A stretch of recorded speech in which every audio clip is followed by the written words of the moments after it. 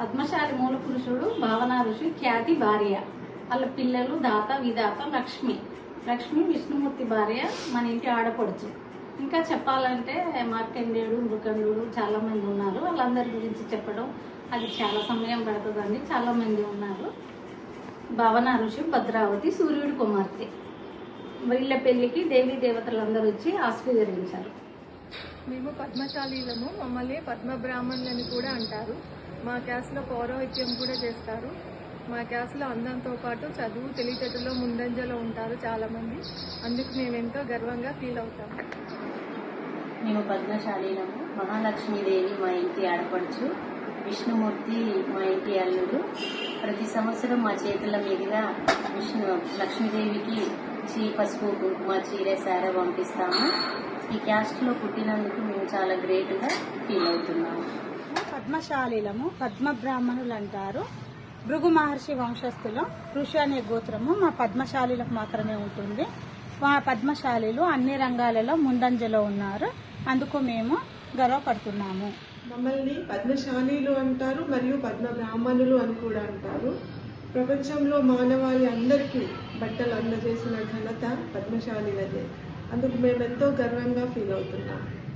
నమస్తే అండి. మేము పద్మశాలీలము.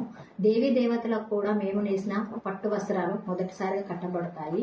అందుకు మేము ఎంతో అదృష్టవంతులము. బంగారము, వెండి, వజ్ర వైడూర్యాలతో వస్త్రాలు నేసే నైపుణ్యం కలవారు మా పద్మశాలీలు. ప్రపంచమంతా మానవాళికి వస్త్రాలు అందించి మా పద్మశాలీలు ఎంతో గ్రేట్గా ఫీల్ అవుతున్నాము. 6 మీటర్ల చీరను కూడా నేసి అగ్గిపెట్టెలో పెట్టే నైపుణ్యం కలవారు మా పద్మశాలీలు. పద్మశాలీలం మేము భృగు వంశానికి చెందిన వాళ్ళు. యమధర్మరాజును ఎదిరించేంతటి శివానుగ్రహం పొందిన చిరంజీవి మార్కండేయుడి వంశం మాది. ఈ వంశంలో పుట్టినందుకు మేము చాలా గర్విస్తున్నాము. పద్మశాలి మూల పురుషుడు భృగు మహర్షి. భృగు మహర్షి కుమారుడు శుక్ర మహర్షి. వీరిద్దరికి పరమశివుడు నామకరణం చేశాడు. వీరిద్దరూ ఘోర తపస్సు చేసి మృత్యు సంజీవని విద్య నేర్చుకున్నారు. అనగా చనిపోయిన వారిని బ్రతికించడం. ఆ మహాత్మనీయ వంశంలో పుట్టినందుకు మేము గర్విస్తున్నాము. పద్మశాలీలు అంటారు మమ్మల్ని. పద్మ బ్రాహ్మణులు కూడా అంటారు. ఇంకా కార్యాలయంలో కూడా మేమే ముందున్నాము. అమ్మాయిలైనా అబ్బాయిలైనా. ఎందుకంటే ఆ మగ్గం నేర్చేటప్పుడు ఆ గేర్లు అవన్నీ అలవాటుగా ఉంటాయి. ఇంకా చీర నేర్చిన గంట కూడా మాదే, అగ్గిపెట్టెలు.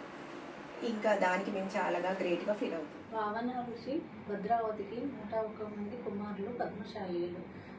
పద్మశాలీలకు ఋషి అనే గోత్రం ఉంటుంది. మనకు తప్ప ఇంకెవ్వరికీ ఉండదు ఈ గోత్రం. మరి పద్మశాలీలు అంటే పద్మం వంటి గుణములు కలిగిన వారని అర్థం.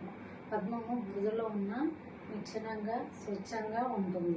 శాలి అంటే ప్రకాశించడం అని అర్థం. ఇంతటి గొప్ప చరిత్ర గల కులంలో పుట్టినందుకు చాలా గర్విస్తున్నాను. భృగు ఋషి కూడా మన జ్యోతిష శాస్త్రం రాసింది కూడా భృగు ఋషి గారే. మరి మన పిల్లలకు తెలియజేయండి, మన క్యాస్ట్లో ఇలా మహాత్ములు ఉన్నారు, ఋషులు ఉన్నారు అని పిల్లలకు చెప్తే వాళ్ళ వాళ్ళకు చెప్పేటట్టుగా చెప్పండి. పిల్లలకు ఉపనయన ధారణ కూడా ఉంటుంది. ఒక పండితుడు ఈ మధ్యలో ఒక సత్సంగంలో అన్నారు, మార్కండేయుడు ఒక బ్రాహ్మణ పుత్రుడు అని. మనం బ్రాహ్మణులే, గురువంశ బ్రాహ్మణులు. పిల్లలకు ఉపనయన ధారణ కూడా చేయండి. పిల్లలకు పెళ్ళి అవగానే జంజం తీసేస్తున్నారు. అలా చేయకుండా మన పిల్లలకు మన క్యాస్ట్ గురించి, మన క్యాస్ట్లో ఉన్న గొప్పతనాన్ని గురించి పిల్లలకు తెలియజేయాలని కోరుకుంటున్నాను.